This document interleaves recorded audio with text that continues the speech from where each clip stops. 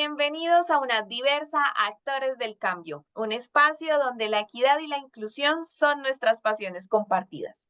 El día de hoy tendremos la oportunidad de hacer algunas reflexiones acerca de la discapacidad intelectual y la discapacidad cognitiva en un ejercicio más allá de las etiquetas, donde inicialmente tendremos un contexto acerca de cuáles son esas similitudes y esas diferencias, pero también tendremos una gran oportunidad de conocer y reconocer cuál es ese abordaje pedagógico que tenemos que tener en cuenta para un acompañamiento diferencial con calidad. Para abordar esta temática tenemos una invitada muy especial y ella es Luz Yarime Coy Guerrero, doctora en Ciencias de la Salud y Neuropsicología y además también es consejera académica de la zona Centro Boyacá. Luz Yarime, bienvenida. Hola Diana, muchas gracias. Gracias por la invitación a este programa. Y sí, claro que sí. Hoy haremos de manera breve unas cuantas aclaraciones frente a la diferencia de la discapacidad cognitiva y la discapacidad intelectual. Así es, Luz Yarimi, así que para entrar en materia de una vez, sería importante que nos puedas poner en contexto acerca cuál es la diferencia entre estos dos conceptos, entre la discapacidad cognitiva y la discapacidad intelectual. Bien, Diana. Definitivamente cuando nosotros hablamos de discapacidad cognitiva o intelectual, se viene un montón de conceptos, ¿cierto? A veces erróneos, a veces peyorativos, empezando por el retardo mental, por la mala memoria, por problemas de la memoria, por subnormalidad mental y o por discapacidad cognitiva, ¿cierto? Toda una serie de conceptos que año tras año y a lo largo de la historia han venido cambiando y precisamente es ahí donde nosotros queremos empezar a generar como esa diferencia, hoy por hoy hablando desde lo pedagógico, porque desde lo clínico se diría que siempre vamos a tener una confusión allí, pero vamos a hablar desde esa parte pedagógica. Eh, Cuando nosotros hablamos de estos términos se relacionan y obviamente digamos que la forma en que se relaciona es muy sutil. Y también la confusión es muy sutil. Sin embargo, la diferenciación para poder enseñar al uno o al otro es bastante amplia. Entonces, precisamente es aquí donde queremos invitar a la reflexión, ¿cierto? Para que nosotros podamos empezar a hablar de la diferencia entre estas dos tipologías de poblaciones. Vamos a hacer un pequeño comparativo. Cuando nosotros hablamos de discapacidad cognitiva, automáticamente se asocia con el retardo mental o con el déficit cognitivo. Y aquí es donde está la diferencia entre el uno y el otro. Las dificultades que se generan en las personas con discapacidad cognitiva son dificultades generalizadas en el aprendizaje, afectando de una u otra manera la adquisición de las habilidades básicas en imitación, en percepción, en memoria, en comprensión. Y este es un ejemplo muy claro de lo que es el déficit cognitivo, que si bien puede o se le facilita interactuar con las demás personas, pues porque digamos que es mucho más espontáneo, y no tiene tantas prevenciones, pues realmente sí tiene muchas dificultades para el aprendizaje de la lectura, de las matemáticas, y esto hace que tenga mayores dificultades en su desempeño académico. Mientras que cuando hablamos de discapacidad intelectual, la discapacidad intelectual se caracteriza básicamente por la alteración significativa de su funcionamiento intelectual, de la conducta, de las habilidades adaptativas y de esas habilidades conceptuales sociales, ¿cierto? Que permite que la persona se altere fácilmente en un contexto social, pero que además tiene como esa dificultad en las actividades de la vida diaria y que no le permite responder también de la misma manera o de manera fácil a los procesos académicos por sus dificultades de interacción social y de comunicación. En estos casos, en estos casos, nosotros vemos la gran diferencia de cómo enseñar a una persona con discapacidad cognitiva y cómo enseñar a una persona con trastorno espectro autismo. Son totalmente diferentes los aprendizajes entre estos dos. Mira, Luz Yarime, que son conceptos muy similares y de allí creo que puede partir precisamente la tendencia a confundirlos, ¿no? Y aquí me surge una duda porque a simple vista podríamos hacer una lectura equivocada y por ende hacer pues un acompañamiento equivocado. Y por eso me gustaría preguntarte, ¿quién define estos diagnósticos? ¿Puede un docente o un familiar a partir de estas características hacer un acercamiento a este tipo de diagnósticos? No, Diana. Definitivamente tenemos que ser muy cuidadosos cuando nosotros como profesionales queremos ver o diagnosticar a una persona, porque solamente los profesionales de la salud, llámese neuropsicólogo, llámese psiquiatra, llámese neurólogo, son las únicas personas que a través de pruebas estandarizadas de psicometría, pruebas neuropsicológicas, pueden definir un diagnóstico en términos de funcionalidad cognitiva. Entonces, por eso definitivamente no podemos hacer un diagnóstico, digamos que superfluo o etiquetar a una persona. Y de aquí la importancia que nosotros podamos generar, ver que esos diagnósticos que de pronto nos emiten nos permitan ver cómo estamos en esos procesos de aprendizaje con las personas que tienen o que llegan a nosotros como estudiantes. ¿Por qué? Porque tú lo acabas de decir, las formas de ver, las formas de analizar, es que estas dos tipologías tienden a confundirse mucho. Y es importante aunar aquí como brindar ese servicio, ese apoyo un poco más humano, teniendo en cuenta pues la diferencia entre los dos. Mira que aquí, independientemente de la clasificación, aquí es donde quiero invitar a la reflexión, a los docentes, a las personas que tienen que ver directamente con estas dos tipologías de población, discapacidad cognitiva y discapacidad intelectual. Y es que cuando el diagnóstico nos impide, ¿cierto?, ver a estas personas o ver a estas personas de manera limitada, pues realmente nos cuesta también trabajo formar, generar esas estrategias de enseñanza-aprendizaje para ellos. Y allí es donde nosotros venimos como agentes educadores a hacer ajustes de acuerdo a las necesidades de la tipología o de la discapacidad y potenciar pues nuestras habilidades para que puedan facilitar y acceder estos jóvenes en igualdad de condiciones al conocimiento, a la educación.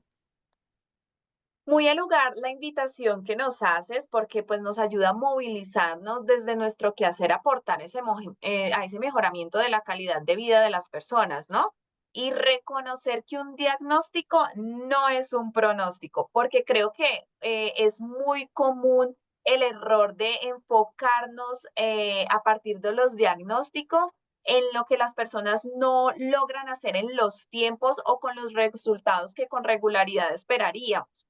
Así que de acuerdo con este contexto que nos brindas, ¿qué consideras que es fundamental que debemos tener en cuenta para la atención diferencial de estos grupos poblacionales? Bueno, en primer lugar, tener claras las características, ¿cierto?, de los estudiantes, de estos dos, digamos, tipologías de estudiantes.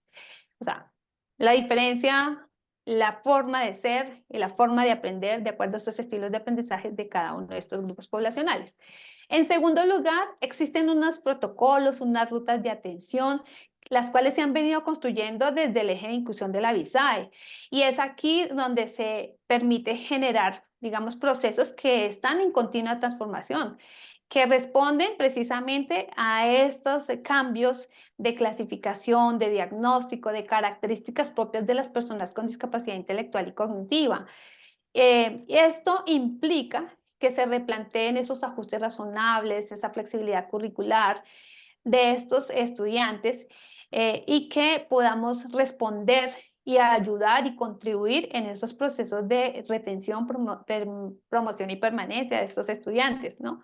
No obstante, cuando a nosotros como docentes nos ingresan este tipo de estudiantes, pues nosotros que vemos que allí inicialmente hacemos como una prueba de orientación vocacional para poder ubicar a estos estudiantes en los programas que realmente pueden desarrollarse, ¿cierto? Pueden ser facilitarle, pues, de cierta manera sus procesos de inclusión educativa o de educación inclusiva y obviamente que se tenga en cuenta sus habilidades o esas inteligencias múltiples más desarrolladas que puedan abordar desde el talento, digamos, que tiene cada uno y que puedan fácilmente desarrollar su proceso académico en aras de no generar frustración en ellos.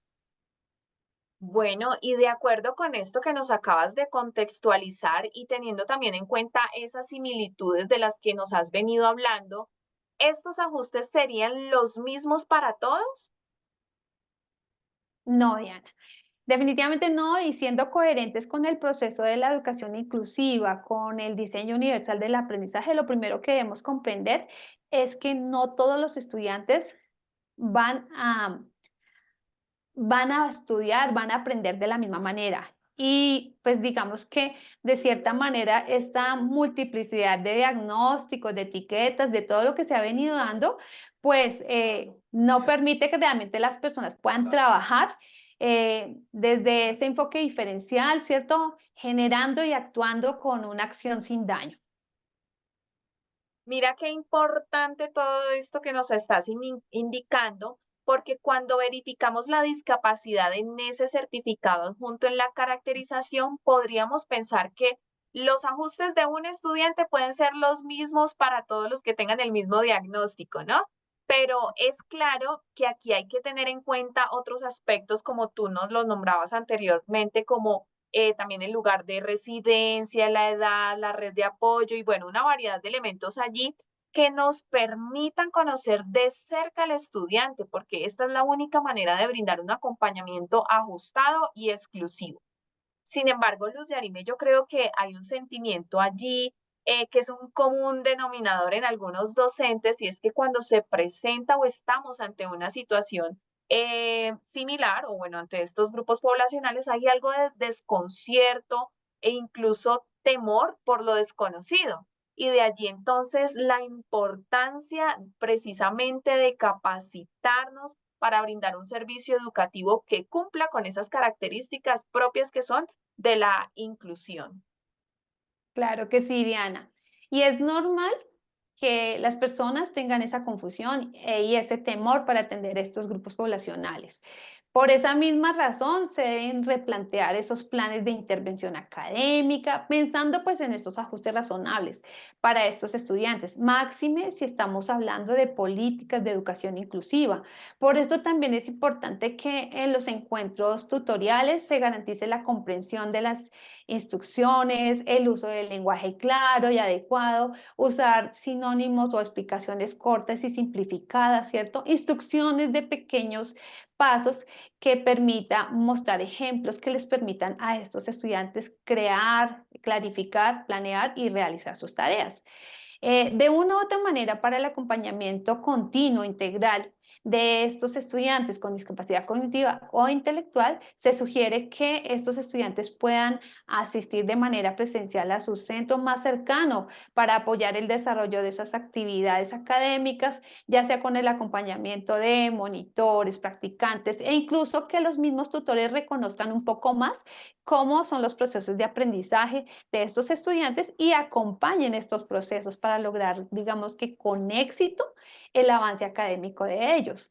Ahora, hay otro punto importantísimo y es que tanto los docentes con el apoyo de sus cuidadores y tutores puedan monitorear permanentemente esas tareas, preguntar continuamente cómo pueden realizar estos ejercicios, esa realimentación sobre los avances que van haciendo y naturalmente en aras de mantenerles esa actitud positiva y evitar la frustración, pues hacer comentarios positivos frecuentes que hagan que el estudiante tenga como esa reprogramación neurolingüística de yo sí puedo. Bueno, Luz Yarime, ya nos has puesto en contexto acerca de esas sutiles diferencias, esas similitudes, lo importante de hacer todo este proceso de atención diferencial de una manera muy comprometida y muy cercana, ¿no? Así que ahora me gustaría que nos puedas compartir esas especificidades para el abordaje de cada una de ellas. Claro que sí, Diana. Y mira que cuando nosotros hablamos de especificidades, pues tenemos que tener muy en cuenta, pues, cómo funciona, cómo aprende esa discapacidad cognitiva y qué podemos hacer. En primer lugar, pues la discapacidad cognitiva, lo primero que vemos es que el estudiante, por su discapacidad cognitiva, por su déficit cognitivo, por su dificultad en la memoria y en la atención, pues debemos buscar o fundamentar, ¿cierto? Y adaptar el currículo a estas necesidades específicas del estudiante. En este caso, pues debemos utilizar, por ejemplo, apoyos visuales, metodologías activas, de proporcionar refuerzos a través del docente, a través de los cuidadores, que permita pues fomentar un entorno inclusivo más adecuado para ellos, que contemple esa diversidad, que contenga esa diversidad, porque pues digamos que esa colaboración es crucial para que estos estudiantes puedan pertenecer a estos procesos académicos y que cumplan con sus expectativas. Además, es importante incluir actividades que puedan desarrollar desde esos mismos entornos en los que ellos se encuentran, desde esos mismos contextos, ayudando al estudiante, ¿cierto?, a integrarse a esa comunidad y a ese entorno académico. Ahora vamos por el otro lado. Vamos a ver entonces qué pasa con la persona con discapacidad intelectual. Y es que para apoyar pedagógicamente estos estudiantes, ya sea con TEA, con TDAH, con síndrome de Down, pues debemos buscar que se puedan implementar esos ajustes razonables, esas estrategias inclusivas que propendan por realizar evaluaciones integrales. O sea, nosotros debemos saber de qué manera podemos identificar las habilidades y las destrezas de estos estudiantes, que les facilite concentrarse, que les facilite desarrollar desde su gusto, desde su pasión, este trabajo muy enfocado en ellos. Además, es fundamental que la comunicación sea proactiva para estos estudiantes con discapacidad intelectual y que el apoyo también se pueda dar a través de diferentes recursos, de diferentes tecnologías, de diferentes dispositivos que les permita a ellos pues considerar pues un ejercicio más desde el apoyo pedagógico o desde esas herramientas pedagógicas que facilitan y garantizan la, digamos que el proceso académico de los estudiantes y obviamente su inserción académica en cualquier contexto académico escolar. Bien, Luz Yarime, nos has brindado un contexto bastante amplio y agradecemos precisamente que nos permitas conocer todas estas particularidades que tenemos, que debemos tener en cuenta. Y bueno, para ir cerrando este episodio, ¿te gustaría dejarnos algún mensaje? Bueno, y un mensaje que me gustaría compartirles especialmente en estos casos es que los invito a que cambiemos ese imaginario colectivo de una sociedad discapacitante al de una sociedad más incluyente y que tengamos muy en cuenta esa frase que ha puesto la UNAD, ¿cierto? De alguien hizo un círculo para dejarnos fuera, pero la UNAD hizo uno más grande para incluirnos a todos. Bueno, muchas gracias, Luz Yarime, por haber aceptado nuestra invitación. Muchas gracias, Dianita, a ti por esta invitación y a este ejercicio tan importante de una diversa para que realmente podamos precisamente incluir a todas estas personas, a estos grupos priorizados. Gracias. Bien, les invitamos para que nos sigan episodio tras episodio para seguir aprendiendo juntos. Recordemos que solo mediante la acción conjunta podemos hacer la diferencia en esa construcción colectiva de una cultura universitaria inclusiva. Recuerden seguirnos en todas nuestras redes sociales oficiales de nuestra Universidad UNAD usando el hashtag #MásUNAD, más equidad. Les esperamos en un próximo episodio. Adiós.